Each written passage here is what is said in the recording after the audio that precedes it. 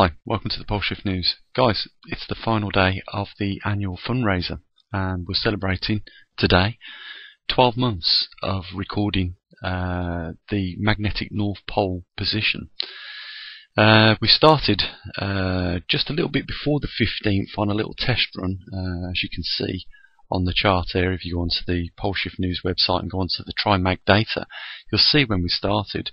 And we give it a couple of days test and then we put it into full practice, and we started really on the 15th of the 5th 2017, and we are here on the 15th of the 5th 2018, 12 months later, guys. And I've put up on the website all three magnetometer datas. So we've got TriMag 1, 2 and 3. You'll see that TriMag 3 only come back online roughly over 6 days ago, and you'll notice this wavy line, and that's due to, it could be due to two things. It could be due to temperature changes throughout the day and the night, and not only that, it could also be due to some form of interaction between solar buffeting on the magnetosphere during the day. So what has been then the conclusion that we can draw from observing the magnetic North Pole over the last 12 months? Well, it's been very little. We've almost seen a change of just 1 degree, which equates to around 47 miles, tracking in a westerly direction towards Siberia still. So it is still moving westerly. But I would have expected it to move a little bit more. Perhaps I shouldn't be expecting too much out of just 1 year's worth of observations of monitoring the magnetic North Pole. And at the end of the day, I don't think we want to see dramatic changes in any area because of what that might bring along with it. Because we are seeing, as well as a slow migrating North Pole over the Northern Hemisphere, we're also seeing a slight shift in the Arctic temperatures moving in that direction as well. And there's only one other anomaly that is over in that region yet for us to notice a movement in, and that is the actual rotational axis. And I think that that will be the one, if it does move, as we suspect, I think that that will be the one which will create, a lot of problems for, like I mentioned in the video the other day. We don't want to see those equatorial bulges of oceans moving around to different locations, because that's going to change, the habitats for even human beings that live on low coastal areas.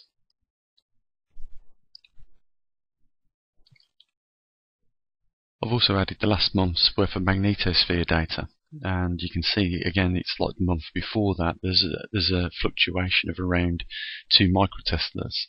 It fluctuates mainly between 198 and 200. It did touch and just slightly go over the 200 at one part in the month's recording data. So there you go, guys. If you want to know what the magnetosphere strength's doing, then you can go along to the Pole Shift News website and have a look. And if you wanted to know what the magnetic poles have been doing over the last 12 months, again, it's all on that one website. A lot of time and effort went into building the TriMag system that we actually track the magnetic North Pole with. It took 2 years to just get a working model up and running, and it's still very much experimental. There's still things that can be improved to get even higher accuracy readings than what we are getting right now. But to be honest, I don't think we need to record in any more resolution that we do. I mean, we record every 3 seconds. That's nearly 9.6 million readings over the year or more. And, we're doing the same now with the magnetosphere. These are two questions that we've answered for ourselves through having the equipment. Is the magnetic North Pole moving? Yes, it is, only gradually. It could, though, at any point increase, as it has done in the past 3 times already in the last 100 years. More recently, it has done it in the last 40 years 3 times, and covered more distance in less time. And, if we are going to see the magnetosphere weakening, then, we will see at what period of time it's doing it over. Like I say, there is another organisation that has came clean about this, and there used to be a guy that used to go from who used to work for the Canadian Geological Survey team, and he'd fly over the North Pole actually using a special aircraft. I think it was a twin-engine Otter, and he'd land on the ice pack and take an actual magnetic reading, but he was unable to do that anymore because the pole had migrated that much. There was nowhere for him, I believe, to land his aircraft, or it was out the range of this particular aircraft. I think the second is more the reason why you don't do it now. But you don't get this information anywhere else. I've not come across anyone that is using the same equipment as us to track and monitor the progression of the magnetic North Pole. And we do have magnetometers from these organisations, but they don't archive it over a whole month. You can quickly see what it's been doing over the last 2 months and how it's fluctuated between 2 microteslers simply by looking at this. And you can say it's pretty much no big changes with the magnetosphere. Again, we don't want to see these big changes happening, but we have a platform here to monitor them, and we will know if they do. And there's going to be some other things come along in the year on the channel. I want to do live data sets, which is like a graph, which is taking it straight from the magnetometer, routing it to the router, and then uploading it onto this website so that you can see it live. Each 3 seconds another data set will go up on the internet. I want to put an oxygen sensor in because I think we should be monitoring that.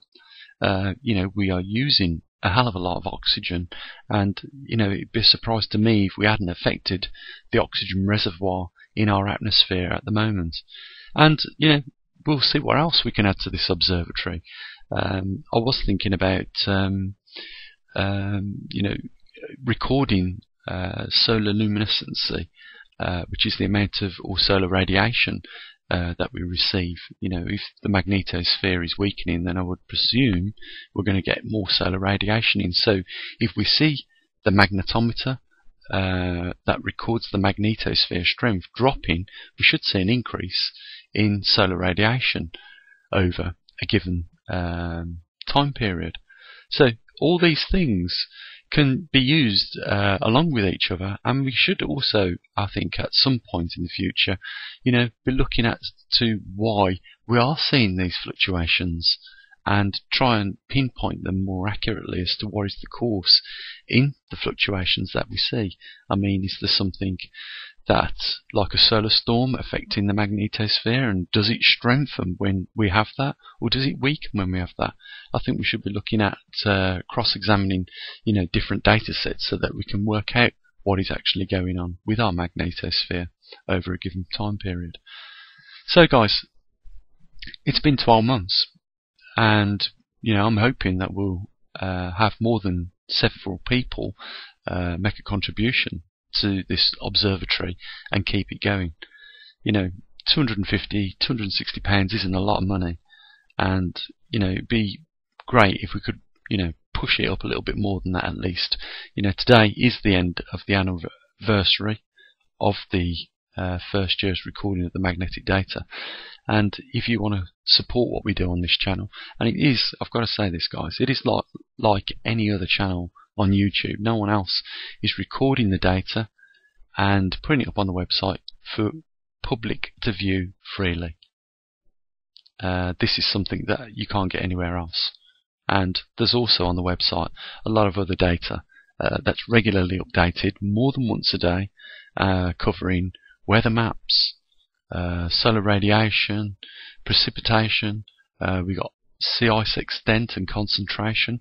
We got live volcano maps, earthquake maps, trimag data, magnetosphere data, and a lot of other things there that can educate people as to what is actually taking place real time right now on our Earth, and with all these anomalies.